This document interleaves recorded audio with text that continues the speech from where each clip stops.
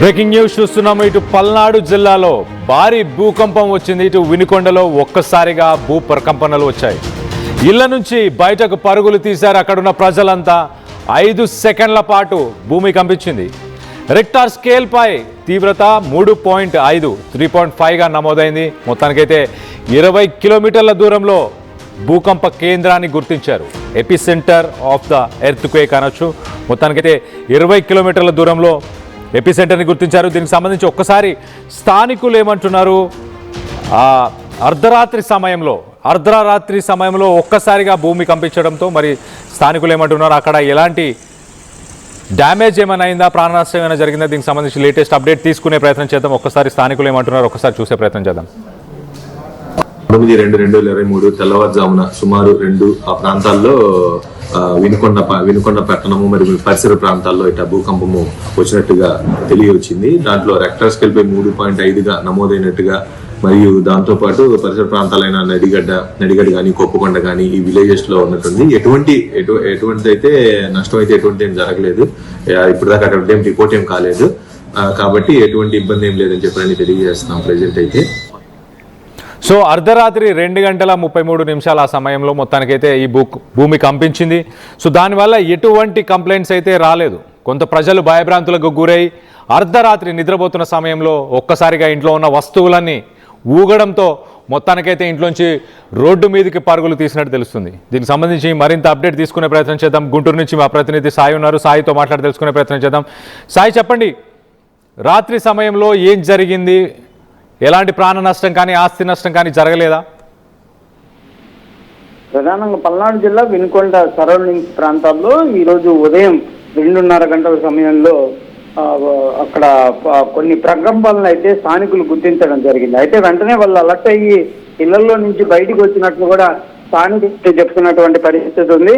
అయితే అదంతా కూడా కొంత ఓపెన్ ఏరియా ఉన్నటువంటి ఏరియాల్లో రావడంతో పెద్దగా నష్టం కూడా జరగలేదనే విధంగా కూడా అధికారులు అయితే గుర్తించినటువంటి పరిస్థితులు ఉన్నాయి. అయితే మళ్ళీ వచ్చేటటువంటి అవకాశాలు ఉంటాయనే విధంగా కూడా అధికారులు అయితే కొంత అప్రమత్తం చేస్తున్నటువంటి పరిస్థితులు ఉన్నాయి. ఎందుకంటే ఈ మధ్యకాలంలో పల్నాడు జిల్లా సత్తెనపల్లిలో కూడా ప్రకంపనలు రావడం జరిగింది. కొన్ని ప్రాంతాల్లో కూడా ప్రకంపనలు అయితే అంటే వరుసగా గుర్తిస్తున్నటువంటి పరిస్థితుల్లో లేనప్పటికీ కూడా అక్కడక్కడ కూడా ఈ ప్రకంపనలు అయితే గుర్తిస్తున్నటువంటి పరిస్థితులు అయితే కనిపిస్తున్నాయి. ప్రస్తుతం వినుకొండలో ఈ ప్రకంపనలు కొన్ని పరిసర ప్రాంతాల్లో గుర్తించడంతో అధికారులు కొంత అక్కడ స్థానికులు అప్రమత్తం చేస్తున్నారు. దాంతో పాటు అక్కడ జియోలాజికల్ గా సంబంధించినటువంటి సర్వే కూడా జరిగేటటువంటి అవకాశం ఉన్నట్లు కూడా తెలుస్తుంది. ఎందుకంటే వాతావరణ శాఖ ప్రస్తుతం ఈ ప్రకంపనలు ఎక్కడన్నా భూమి మీటర్లు పట్టడం జరిగిందా ఏంటి అనే కోణంలో అయితే ప్రస్తుతం అక్కడ వాతావరణ శాఖ అధికారులు కూడా వాళ్ళు గుర్తించేటటువంటి పరిస్థితి ఉన్నట్లు తెలుస్తుంది.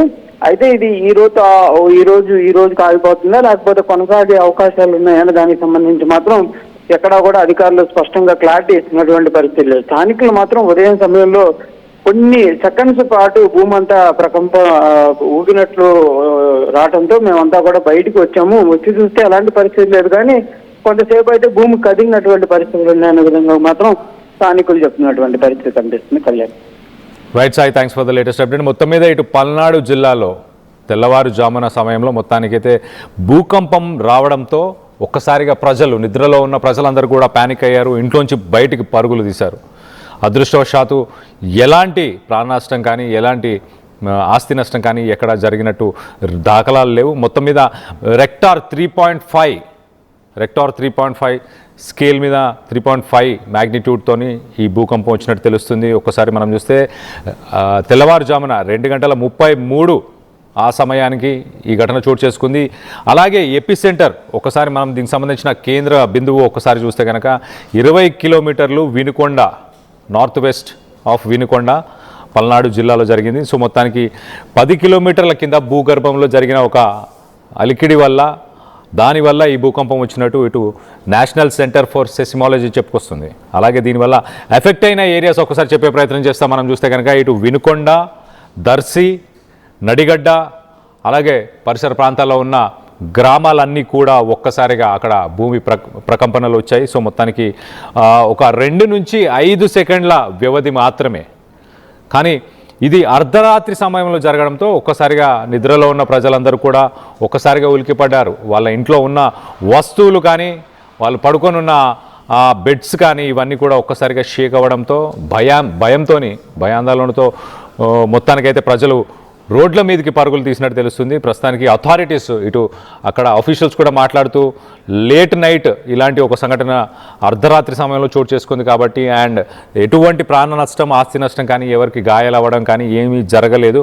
మరి గతంలో కూడా ఇటు పల్నాడు జిల్లాలోనే గతంలో కూడా మరొకసారి ఇలా భూమి ప్రకంపించడం, మరి రానున్న రోజుల్లో కూడా ఇలాంటి భూకంపాలు ఏమైనా వచ్చే అవకాశం ఏమైనా ఉందా అన్న దానిపై అధికారులు మాత్రం ఎలాంటి స్పష్టత ఇవ్వలేదంటూ చెప్పుకొచ్చే ప్రయత్నం చేస్తున్నారు. సో దీనికి సంబంధించి మీరేమనుకుంటున్నారు? మీ అభిప్రాయాలని కింద కామెంట్ రూపంలో తెలియపరచండి.